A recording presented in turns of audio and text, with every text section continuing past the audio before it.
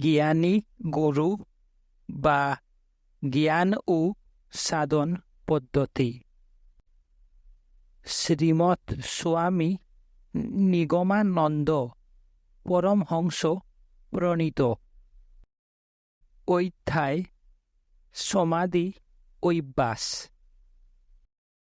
ভক্তি ও শ্রদ্ধা সহকারে প্রতিনিয়ত তত্ত্ব বিচার করিলে ব্রহ্মজ্ঞান প্রকাশ পাইয়া থাকে। এখন দেখিতে হইবে তত্ত্ব বিচার কি। আমি কে, কোথা হইতে এখানে আসিয়াছি এবং পরে কোন স্থানে যাইব, এই সকল প্রশ্ন সতই মনে উদিত হইয়া থাকে। বিচার দ্বারা এই রূপ প্রশ্নের মীমাংসা করাকেই তত্ত্ব বিচার বলে। বিবেক চূড়ামণিতে লেখা আছে, বন্ধন কি, কি প্রকারে বন্ধন উপস্থিত হয় এবং কি প্রকারেই বা তাহার স্থিতি হয়, সেই বন্ধন হইতে মুক্তি বা কি প্রকারে হয়। আত্মা কি, অনাত্মাই বা কি, জীব আত্মা কি, পরমাত্মা কি, জীব আত্মা ও পরমাত্মার ভেদ বিচারী বা কি রূপ, ইত্যাদি আমাকে কৃপা করিয়া বলুন। এই সংসার পারাবার আমি কি প্রকারে পার হইব, আমার গতি কি হইবে, যাহাতে আমার ভাব দুঃখ মোচন হয়, তাহার উপায় কি। আমি অজ্ঞ, আমার কিছুই জ্ঞান নাই। প্রভু, আপনি কৃপা বিতরণ করিয়া আমাকে রক্ষা করুন। এই রূপ প্রশ্ন কোন সদ্গুরুর নিকট জিজ্ঞাসা করিলে তিনি সংসার দুঃখের নিতান্ত নিস্তার উপায়স্বরূপ বলিবেন। বেদান্ত শাস্ত্রের তাৎপর্য পর্যালোচনা করিলে সমীচীন জ্ঞান জন্মে। সেই জ্ঞান দ্বারা আত্যন্তিক সংসার দুঃখের মোচন হয়। অর্থাৎ শ্রদ্ধা ও ভক্তি সহকারে গুরু বাক্যে বিশ্বাস করিয়া ধ্যান নিষ্ঠ চিত্তে বিচার করিলে জ্ঞান উদয় হয় এবং সেই জ্ঞানেই মুক্তিলাভ হইয়া থাকে। এক্ষণে দেখিতে হইবে যে শ্রদ্ধা ও ভক্তি সহকারে তত্ত্ব বিচার করা কি রূপ। এই কথার উত্তর শাস্ত্রেই আছে। যুগ বশিষ্ঠ সারে লেখা আছে, এই অখিল ব্রহ্মাণ্ডই বা কি এবং আমি বা কি। এই রূপ বিচারে প্রবৃত্ত হইলে এই জগৎ অসৎ বলিয়াই প্রতীয়মান হয়। বিচার দ্বারা সংসার রূপ চিরকাল ব্যাপী সুদীর্ঘ রোগ সম্পূর্ণ রূপে নিবৃত্ত হয়। আমি বা কে এবং কাহারি বা সংসার, এই রূপ বিচারে প্রবৃত্ত হইলে অজ্ঞান বিজন্বিত এই সংসার এককালে লয় প্রাপ্ত হয়। এই রূপ বিচারে প্রবৃত্ত হইলে ব্রহ্ম ও জীব জগৎ সম্বন্ধে এ পর্যন্ত যাহা আলোচিত হইয়াছে তদ্বারা প্রমাণিত হইবে যে তুমি ইহা নহে, উহা নহে এবং এই জগৎ প্রপঞ্চ যাহা দেখিতেছ ইহার কিছুই তুমি নহে। তুমি সেই সৎস্বরূপ পরমাত্মা। তুমি কেবল মায়া দ্বারা সমাচ্ছন্ন হইয়া এইরূপ হইয়াছ। গীতাতে লেখা আছে, তুমি প্রকৃতির গুণ দ্বারা সমাবৃত হইয়া আমি জ্ঞানে আপনাকে সকল প্রকার ক্রিয়াকর্মের কর্তা বলিয়া অভিমান করিতেছ। তুমি বাস্তবিক নিষ্ক্রিয়, নির্বিকল্প, নিরঞ্জন, উদাসীন এবং সৎস্বরূপ। তত্ত্বম অসি অর্থাৎ তুমি সেই ব্রহ্ম। এক্ষণে ইহাই বিচার্য যে যদি আমি ব্রহ্ম হইলাম, তবে আমি সক্রিয় ও জীবভাবে স্থিত, আর ব্রহ্ম নিষ্ক্রিয় ও সৎস্বরূপে স্থিত। এরূপ বিরুদ্ধ ভাব পরস্পরের মধ্যে কেন হয়?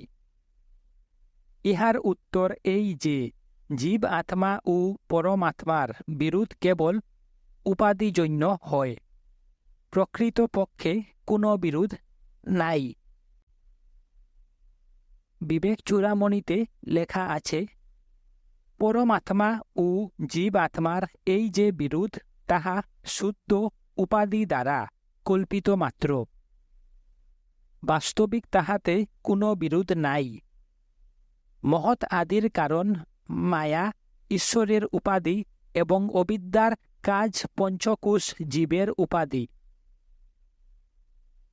মায়া ও পঞ্চকোষ এতদ্বয় নিরাকৃত হইলে ঈশ্বর এবং জীবরূপ যে উপাধিদ্বয়, তাহাও সম্যক রূপে নিরাকৃত হয়। সেরূপ রাজ্যজন্য, রাজা ও গদাজন্য যোদ্ধা উপাধি ঘটে। কিন্তু রাজ্য ও গদা রহিত হইলে রাজা ও যোদ্ধা উভয়ই তুল্য হয়। সেই রূপ ঈশ্বর ও জীবরূপ উপাধি রহিত হইলে উভয়ই তুল্য হন, অর্থাৎ ব্রহ্মমাত্র থাকেন। এক্ষণে দেখিতে হইবে যে, কি উপায়ে এই উপাধির নিরাকরণ করিয়া কেবল সৎস্বরূপ ব্রহ্ম প্রতিপাদিত হইবে। বেদান্ত শাস্ত্রে অধ্যারূপ ও অপবাদ ন্যায় দ্বারা উপাধি সকলের নিরাশ ও সম্বন্ধ ত্রয় দ্বারা তত্ত্বম অসি পদের ঐক্য করা হইয়াছে। ব্রহ্মবাদ অর্থাৎ নির্গুণ ব্রহ্ম হইতে প্রকৃতি পুরুষ উদ্ভূত হইয়া যে জীব জগৎ সৃষ্টি হইয়াছে, তাহার সম্বন্ধে যাহা আলোচনা করিলাম, তাহা দ্বারা মিথ্যাভূত পাঞ্চভৌতিক জগৎকে নিরাশ করিয়া এক পরিশুদ্ধ আত্মাকেই প্রতিপন্ন করা হইয়াছে। এতএব সাধন চতুষ্টয় সম্পন্ন সাধক ভক্তি ও শ্রদ্ধা সহকারে প্রতিনিয়ত এই রূপে তত্ত্ববিচার প্রবৃত্ত হইলে ক্রমশ ব্রহ্মজ্ঞান প্রকাশ পাইয়া থাকে। কিন্তু সমাধি যুগ ব্যতীত ব্রহ্মের স্বরূপবোধ হয় না। প্রকৃতি ও পুরুষের একাত্ম ভাব কেবল সমাধি অবস্থাতেই অনুভূত হইয়া থাকে। সমাধিস্থ যোগী ভিন্ন অন্য কাহারও ব্রহ্মের স্বরূপ বোধ হয় না এবং ব্রহ্মজ্ঞানও জন্মে না। মহানির্বাণতন্ত্রে লেখা আছে, যাহারা শত্রু ও মিত্রে সমদর্শী, সুখ দুঃখ আদি রূপ দ্বন্দ্বের অতীত, সংকল্প বিকল্প রহিত, আত্মাভিমানহীন, তাহারাই সমাধি যুগ দ্বারা এই ব্রহ্মস্বরূপ প্রত্যক্ষ করিয়া থাকেন। যাহাদিগের রাগ, ভয়, ক্রোধ আদি সর্বপ্রকার দোষ বিদূরিত হইয়াছে এবং যাহারা বেদার্থ তত্ত্বজ্ঞ, সেই বিবেকী মুনিগণ নির্বিকল্প অদ্বয় আত্মাকে জানিতে পারেন। সেই আত্মাতত্ত্ব পরিজ্ঞাত হইলে দ্বৈত প্রপঞ্চের উপশম হয়। রাগ দ্বেষাদি শূন্য বেদার্থ তৎপর যোগীরাই পরমাত্মাকে জানিতে পারেন। তদ্ভিন্ন যাহাদিগের চিত্ত রাগ দ্বেষাদি দোষে কলুষিত, তাহারা কখনোই আত্মতত্ত্ব পরিজ্ঞানে অধিকারী নহে। কেননা বাহ্য জগৎ কেবল ভ্রান্তি জ্ঞানে পূর্ণ। তাহা অতিক্রম করিয়া অন্তর্জগতে প্রবিষ্ট হইলে প্রকৃত জ্ঞান উপলব্ধি হয়, তাহাকে মধ্যম জ্ঞান বলে। সেই মধ্যম জ্ঞানকে অতিক্রম করিলে মধ্যতর জ্ঞান অর্থাৎ ব্রহ্মজ্ঞান লাভ করা যায়। এই জ্ঞানই যোগীগণের জ্ঞেয়। যে রূপ নারিকেল ফলের বাহ্য দৃশ্য অতি নিকৃষ্ট অর্থাৎ কেবল ছুবড়া, ওই ছুবড়া ছাড়াইয়া অন্তরে প্রবিষ্ট হইলে প্রকৃত ফলটি দৃষ্ট হয়, তৎপরে সেই ফলটি ভাঙ্গিলে উহার সারাংশ দৃষ্ট হইয়া থাকে। ব্রহ্মজ্ঞানও এই রূপ। এতএব রিপু ও ইন্দ্রিয়গণকে বশীভূত করিতে না পারিলে পরিদৃশ্যমান জগতের মর্মভেদ করিতে পারা যায় না। এক্ষণে প্রশ্ন হইতে পারে যে, প্রকৃত অধিকারী হইয়া কি করিলে ব্রহ্মজ্ঞান হইবে? উত্তর, সমাধি অভ্যাস করিলে। গীতাতে শ্রীকৃষ্ণ বলিয়াছেন, কোন ব্যক্তি ধ্যান যোগ দ্বারা আত্মাকে সন্দর্শন করেন, কেহ বা আত্ম দ্বারা আত্মাকে সন্দর্শন করেন, অর্থাৎ সমাধি দ্বারা সন্দর্শন করেন। অন্যান্য ব্যক্তিরা সংখ্যা যুগ দ্বারা অর্থাৎ প্রকৃতি পুরুষের পরস্পর ভেদ জ্ঞান দ্বারা আত্মাকে সন্দর্শন করেন। অপর ব্যক্তিরা কর্মযুগ দ্বারা অর্থাৎ ভক্তিপূর্বক উপাসনা দ্বারা সন্দর্শন করিয়া থাকেন। কেহ বা আত্মাকে অবগত না হইয়া অন্য আচার্য সন্নিধানে উপদেশ বাক্য শ্রবণপূর্বক তাহার উপাসনা করেন। এই সকল শ্রুতিপরায়ণ ব্যক্তিরাও মৃত্যুকে অতিক্রমপূর্বক মুক্তিলাভ করিয়া থাকেন। এক্ষণে দেখিতে হইবে ব্রহ্ম সাক্ষাৎকার লাভের বহুত্তর উপায় থাকা সত্ত্বেও তাহা কেবল সমাধিগম্য বলিয়া প্রতিপন্ন করা হইয়াছে কেন? তাহার মীমাংসা এই যে, সকল লোকের প্রকৃতি সমান নহে বলিয়া যোগ বিষয়ে সকলে অধিকারী হইতে পারে না। সুতরাং যে যেরূপ যোগ্য হইবে সে সেই রূপ মত অবলম্বন করিবে। এই জন্য বহুতর উপদেশ উক্ত হইয়াছে। ওই সকল উপদেশ কেবল চরম পথে লইয়া যাইবার সোপান স্বরূপ। অনেক জন্ম জন্মান্তর ক্ষেপণ করিলে তবে চরম পথে পৌঁছিবার উপযুক্ত হয়। এই জন্য গীতাতে ভগবান বলিয়াছেন, মনুষ্য স্বীয় স্বীয় অধিকার নিষ্ঠ ক্রিয়া আদি দ্বারা অনেক জন্ম ক্ষেপণ করিয়া প্রতি জন্মে কিঞ্চিৎ কিঞ্চিৎ জ্ঞান সঞ্চয় করিতে করিতে শেষ জন্মে আত্মজ্ঞানী হইয়া পরমাত্মাই এই চরাচরাত্মক ব্রহ্মাণ্ড, এইরূপ জ্ঞানে আমাকে অর্থাৎ পরমাত্মাকে ভজনা করেন। সুতরাং এরূপ মহাত্মা নিতান্ত দুর্লভ। এই সকল উপদেশের মর্মকথা এই যে, প্রবৃত্তি বিদ্যমান থাকিতে কখনই নিবৃত্তি মার্গে আসা যায় না, এবং নিবৃত্তি না হইলেও ব্রহ্মজ্ঞান হয় না। সুতরাং নিবৃত্তির আবশ্যক। বলপূর্বক নিবৃত্তি হয় না, বুক পূর্ণ হইলে নিবৃত্তি আপনি হয়। যে রূপ ক্ষুধা থাকিতে ভোজনের আকাঙ্ক্ষা পরিত্যাগ হয় না, উহা স্বভাবসিদ্ধ। সেই রূপ ভোগের অবসান না হইলে ভোগ বাসনার নিবৃত্তি হয় না, ইহাও স্বভাবসিদ্ধ। পূর্ব জন্মে যে সকল কামনা ও কর্ম দ্বারা ভোগাভিলাষ স্থাপন করা হইয়াছে, তাহা যাবত না ক্ষয়প্রাপ্ত হয়, তাবত শুভ বা অশুভ যে সকল কর্ম করা হইয়াছে, তাহার ফল অবশ্যই ভোগ করিতে হইবে। শ্রুতিতে লেখা আছে, প্রারব্ধ কর্মের ভোগ নিশ্চয়ই হইয়া থাকে, এবং অনারব্ধ কর্ম সকল জ্ঞানাগ্নি দ্বারা ভস্মীভূত হয়, অর্থাৎ নিবীর্য হেতু তাহাতে আর অঙ্কুর হয় না।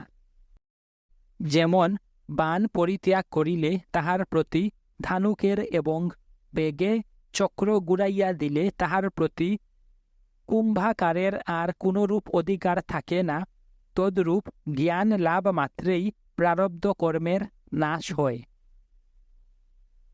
তত্ত্বজ্ঞান লাভ হইলেও প্রারব্ধ কর্মের ভোগ হঠাৎ নিবৃত্ত না হইয়া ক্রমে ক্রমে হয়, এবং ভোগকালে কখনো কখনো আপনার মর্তাত্ম জ্ঞান হয়।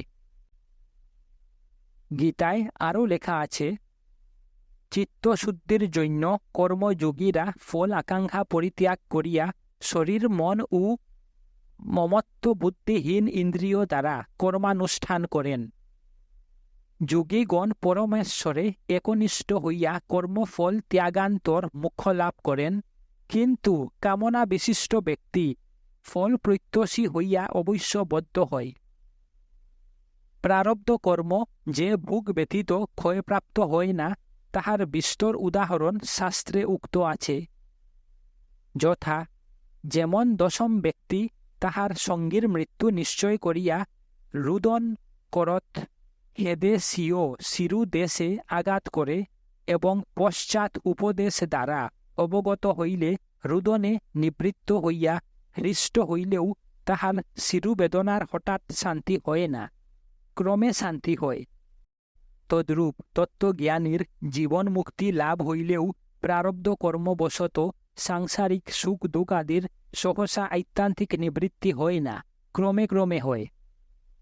যেমন রজ্জুতে সর্পভ্রম হইলে হঠাৎ সেই সর্প দেখিয়া হৃতকম্প উপস্থিত হয়, কিন্তু পশ্চাৎ তাহাতে রজ্জুজ্ঞান হইলেও সেই হৃতকম্পাদি সহসা নিবৃত্ত না হইয়া অল্পে অল্পে নিবৃত্ত হয়।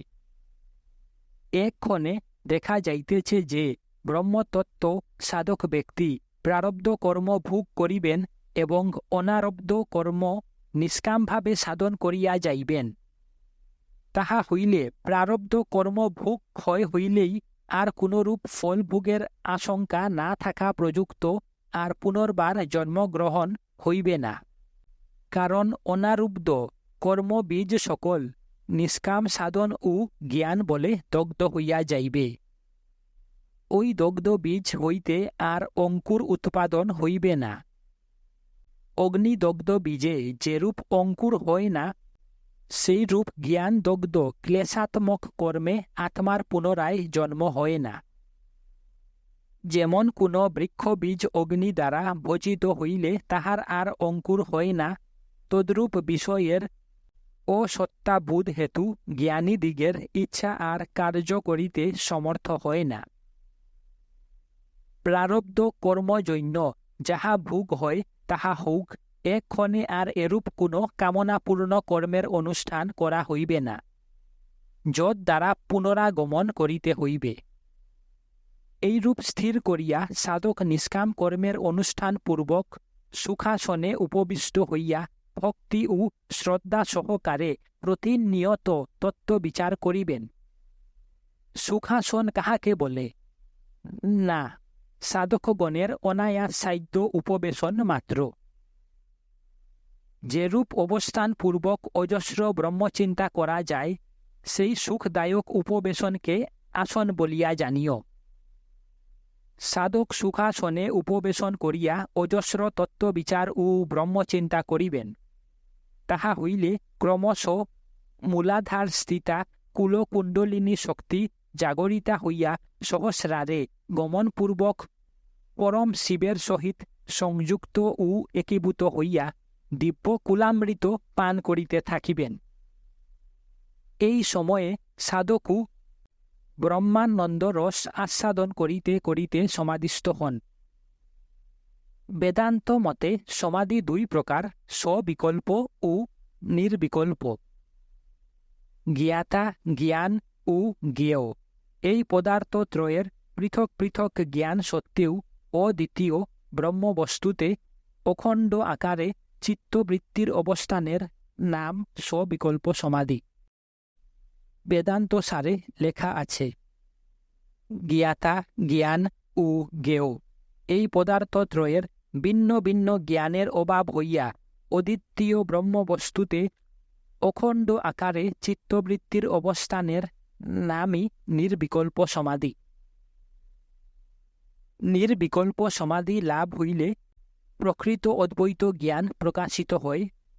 সমাধি ভঙ্গ হইলে পর সাধক অন্তর্বাহ্যে আর ভ্রান্তি দর্শন করেন না, তখন সমস্তই পূর্ণ ব্রহ্মরূপে দর্শন করেন এবং তখনই ব্রহ্মজ্ঞানের উপভোগ হইয়া থাকে। এতদ অবস্থায় সাধকগণের যে জ্ঞান তাহাই ব্রহ্মজ্ঞান। সমাধি অভ্যাসের পরিপাক অবস্থায় এইরূপ জ্ঞান লাভ হইলে তখন সাধককে বলা যাইতে পারে যে, তুমি বর্ণধর্ম, আশ্রম, আচার এবং শাস্ত্ররূপ যন্ত্রে যুজিত ছিলে। এক্ষণে পিঞ্জরাবদ্ধ কেশরী অর্থাৎ সিংহ যেরূপ পিঞ্জর ভগ্ন করিয়া নির্গত হয়, তুমিও সেইরূপ জগৎজাল ছিন্ন ছিন্ন করিয়া নির্গত হইলে। তোমার বর্ণাশ্রম নাই, ধর্মাধর্মও নাই। যতদিন বর্ণাশ্রমের অভিমান থাকে ততদিনই মনুষ্য বেদ বিধির দাস হইয়া থাকে। বর্ণাশ্রমাভিমান শূন্য হইলে তিনি সেই বেদের মস্তকে অবস্থান করেন। যেহেতু শাস্ত্র অজ্ঞান বুদ্ধি নিতে উক্ত হইয়াছে যে যতদিন প্রমাণ দ্বারা দেহের আত্মভ্রম না নিবৃত্ত হয় ততদিনই কর্মশাস্ত্রের প্রামাণ্য প্রতীত হয়। যখন তোমার আমি দেহ নহি এরূপ জ্ঞান জন্মিয়াছে তখন আর তোমার কোনরূপ কর্মেই কর্তৃত্ব নাই। কেননা ব্রহ্মজ্ঞান রূপ পরম পদ লাভ হইলে সর্বশাস্ত্রই স্থির ও নিশ্চেষ্ট হয়। ব্রহ্মতত্ত্ব বস্তুর ঐক্য জানিয়া দৃশ্য বস্তু সকল অসত্য জ্ঞান ও প্রত্যগ ব্রহ্মরূপে অদ্বৈত জ্ঞানে সেই পরব্রহ্ম স্থিত হইবে। তত্ত্ববিদ পণ্ডিতগণ বলিয়া থাকেন যে অদ্বৈত জ্ঞানের নামই তত্ত্ব এবং সেই জ্ঞানই কখন ব্রহ্ম, কখন পরমাত্মা এবং কখন বা ভগবান শব্দে অভিহিত হইয়া থাকেন। এ জন্য অদ্বৈত ব্রহ্মজ্ঞানই সত্য, তদ্ভিন্ন দ্বৈতাদি জ্ঞান মিথ্যা এবং ভ্রম সংকুল। শঙ্কর বিজয় শাস্ত্রে লেখা আছে যে যেরূপ শুক্তিতে রজত জ্ঞান মিথ্যা, সেইরূপ পরমাত্মাতে জগৎ জ্ঞান মিথ্যা। কারণ শুদ্ধ সৎস্বরূপ ব্রহ্মে অশুদ্ধ অসৎরূপ জগৎ কি প্রকারে সম্ভব হইবে? এতএব এই পরিদৃশ্যমান জগৎ মায়াময় ও কেবল ভ্রম মাত্র। বাস্তবিক জগৎ বলিয়া কোন স্বতন্ত্র বস্তু আদৌ নাই।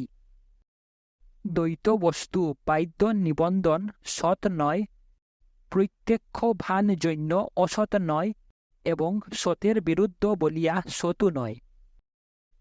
সুতরাং ইহা অনির্বাচ্য, অর্থাৎ সৎ বা অসৎ ইহাকে কিছুই বলা যায় না। কারণ যে এক সৎ ছিলেন তিনি পশ্চাৎ এই জগৎ সৃষ্টি করিয়া জীবরূপে তাহাতে প্রবিষ্ট হইয়াছেন। এতএব সেই পরমাত্মাই তুমি। তুমি সচ্চিদানন্দ, তুমি যে পরমাত্মা তাহা বিস্মৃত হইয়া জীবভাব প্রাপ্ত হইয়াছ। জ্ঞান হইলে সেই অদ্বয়ানন্দ চিহ্ন মাত্র শুদ্ধ আত্মাই যে তুমি তাহা বুঝিতে পারিবে এবং সাম্রাজ্য প্রাপ্ত হইবে। তুমি ব্রহ্ম। তোমাতে যা কর্তৃত্বাদি ন্যস্ত ছিল তাহা এক্ষণে তুমি বিচার করিয়া দেখো যে সে সকল বস্তু যথার্থ পক্ষে কিরূপ। বস্তুত তুমি নিষ্প্রপঞ্চ ও নিত্যমুক্ত। তোমাতে বদ্ধ বা মুখ্য ভাব নাই, সে সকল তোমাতে কল্পিত মাত্র। ইহাই শ্রুতি সিদ্ধান্ত বাক্য জানিবে। এতএব তুমি স্বীয় বুদ্ধি দ্বারা বিচার ও নিদিধ্যাসন করত অপরিচ্ছিন্ন অদ্বৈত অক্ষর পরম নিজানন্দ স্বয়ং সাক্ষাৎ করিয়া জীবনমুক্ত, বিশ্রান্ত ও শান্তিপ্রাপ্ত হও। এইরূপ অবস্থায় সাধকের যে জ্ঞান তাহাই ব্রহ্মজ্ঞান। সেই ব্রহ্মজ্ঞান এই রূপ। মন, বাক্য ও কর্ম এই তিনটি বিষয় যে জ্ঞানে লয় প্রাপ্ত হয় তাহার নামই ব্রহ্মজ্ঞান। স্বপ্ন ব্যতীত নিদ্রা যেরূপ অবস্থা প্রাপ্ত হয় উহা ঠিক সেইরূপ, অর্থাৎ সুষুপ্ত অবস্থার ন্যায়। যে জ্ঞানে জীব নিঃসঙ্গ, নিস্পৃহ, শান্ত, চিন্তা ও নিদ্রা বর্জিত হয় এবং বালকের ন্যায় স্বভাব বিশিষ্ট হয় সেই জ্ঞানকেই ব্রহ্মজ্ঞান বলে। এক্ষণে তুমি সংসার হইতে মুক্ত হইয়া পর্বতস্থ ব্যক্তির ন্যায় ও তলস্থ লোকাদিগের সহিত নির্লিপ্ত হইয়া তাহাদিগকে অবলোকন কর।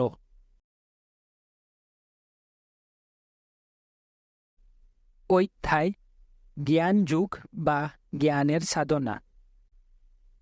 বৈরাগ্য আদি সাধন চতুষ্টয় প্রতিষ্ঠাপূর্বক বেদান্ত বাক্যের বিচার মুখ্য অপরোক্ষ রূপে ব্রহ্মজ্ঞানের কারণ বলিয়া নির্দিষ্ট হইয়াছে। কিন্তু যে সকল ব্যক্তি পুনঃ পুনঃ বিচার করিয়া বুদ্ধিমন্দ্যবশত এবং বিষয় অনুরাগ রূপ প্রতিবন্ধক হেতু অপরোক্ষ রূপে ব্রহ্মবিজ্ঞান লাভ করিতে পারে না, সেই সকল ব্যক্তি ব্রহ্ম বিচারের সঙ্গে সঙ্গে গুরুর উপদেশ অনুসারে শ্রদ্ধাবান হইয়া যোগাভ্যাস করিবে।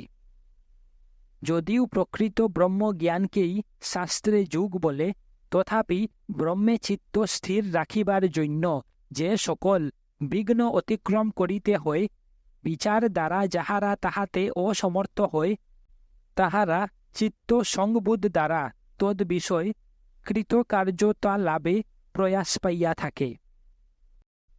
এ জন্য সচরাচর লোক যোগ শব্দে প্রাণ সংরোধকেই নির্দেশ করে।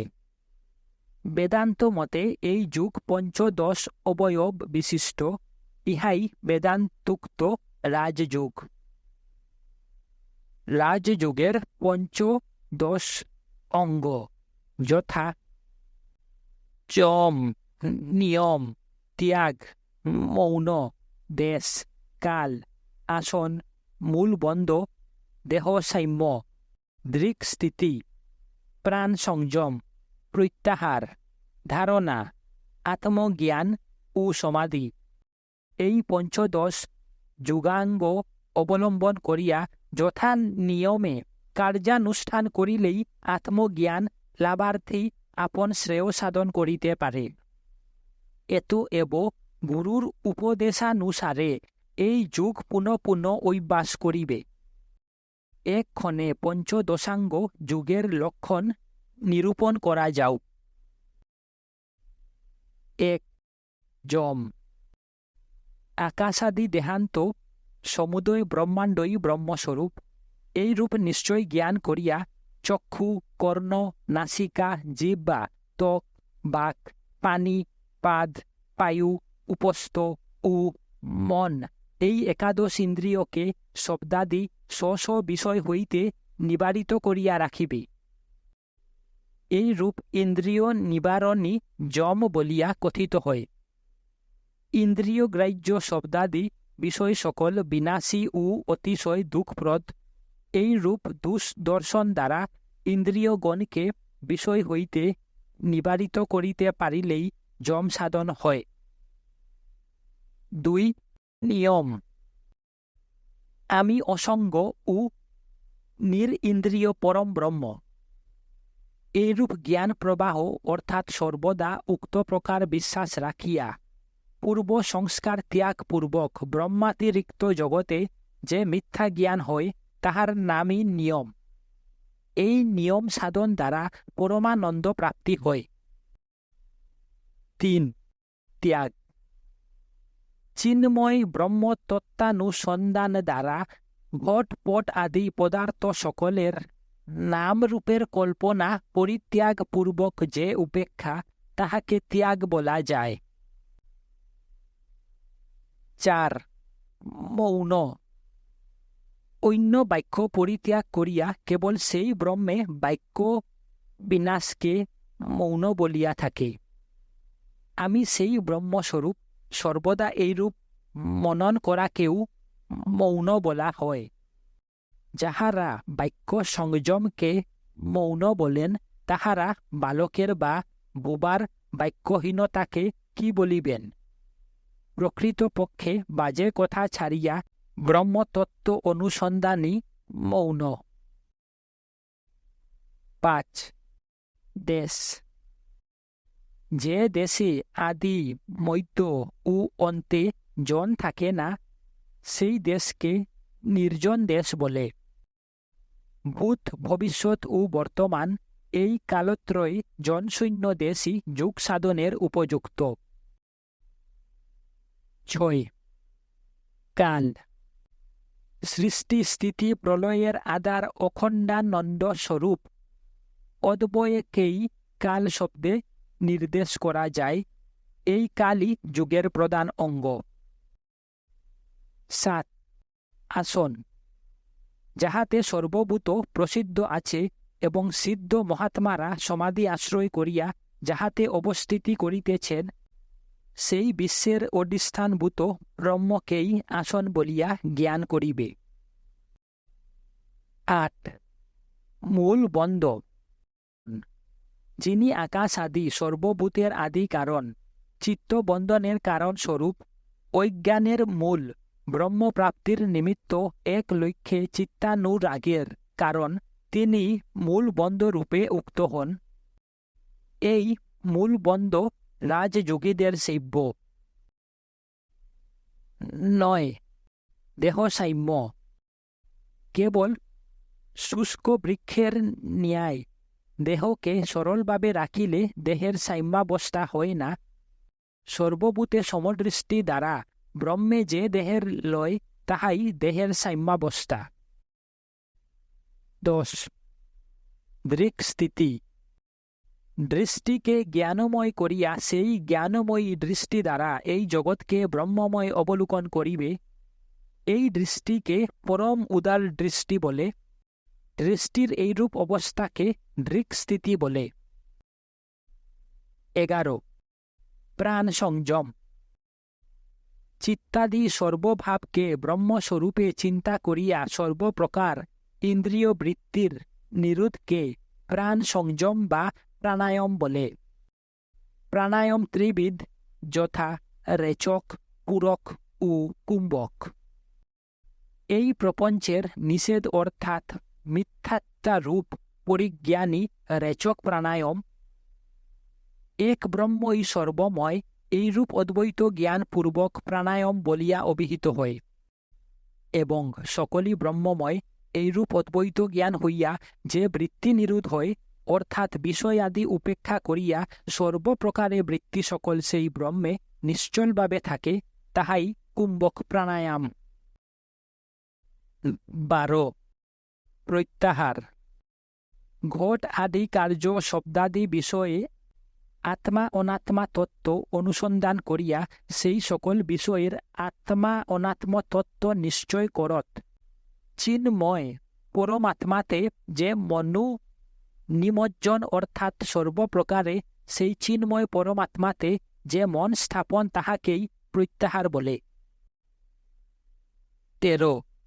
ধারণা, যে যে বিষয়ে মন গমন করে সেই সেই বিষয়ে ব্রহ্মের সত্তা জানিয়া সেই সকল বিষয়ের নাম রূপাদি উপেক্ষা করিয়া ব্রহ্ম স্বরূপ জ্ঞানে মন স্থাপন করার নামই ধারণা। 14.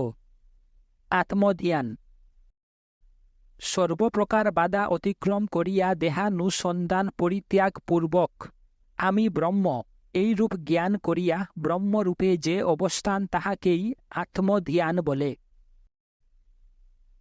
15. সমাধি, অন্তঃকরণ হইতে সর্বপ্রকার বিষয়া অনুসন্ধান নিরাকরণ পূর্বক নির্বিকার চিত্তে সর্বতোভাবে আপনাকে ব্রহ্মরূপে স্মরণ করিবে এবং সর্বপ্রপঞ্চ ভাব পরিত্যাগ করিবে। সেই ব্রহ্ম আমার ধ্যেয়, আমি তাহার ধ্যান করি, এইরূপ দ্বৈতভাবও রাখিবে না। সর্বদা সর্বপ্রকারে ব্রহ্মের সহিত অভেদ জ্ঞান করিবে। এই প্রকার ব্রহ্মানুস্মরণকে সমাধি কহে। এই সমাধির নামই তত্ত্বজ্ঞান। অখণ্ডানন্দকর ব্রহ্মজ্ঞান মুখ্য ফল প্রদান করে। এতএব যাবত ব্রহ্মরূপে অবস্থানাত্মক সমাধি না হয়, তাবত গুরুর আজ্ঞা অনুসারে প্রুক্ত প্রকারে যোগ সাধন করিবে। কখনো যোগ সাধনে অনাদর করিবে না, যেহেতু সমাধি সাধনকালে নানা প্রকার বিঘ্ন বলপূর্বক আগমন করিয়া থাকে।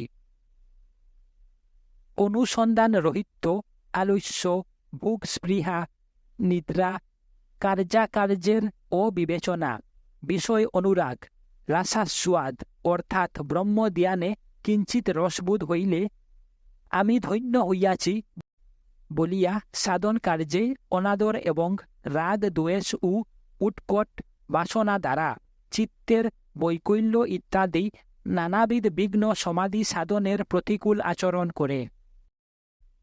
এত এব যোগীগণ এই সকল বিঘ্ন নিবারণার্থ অবহিত চিত্তে সর্বদা যোগ সাধনে তৎপর থাকিবেন। পরম জ্ঞানী শঙ্করাচার্য বলিয়াছেন, বৃত্তি অর্থাৎ মানসিক অনুরাগী জীবের বন্ধন ও মুখ্যের কারণ।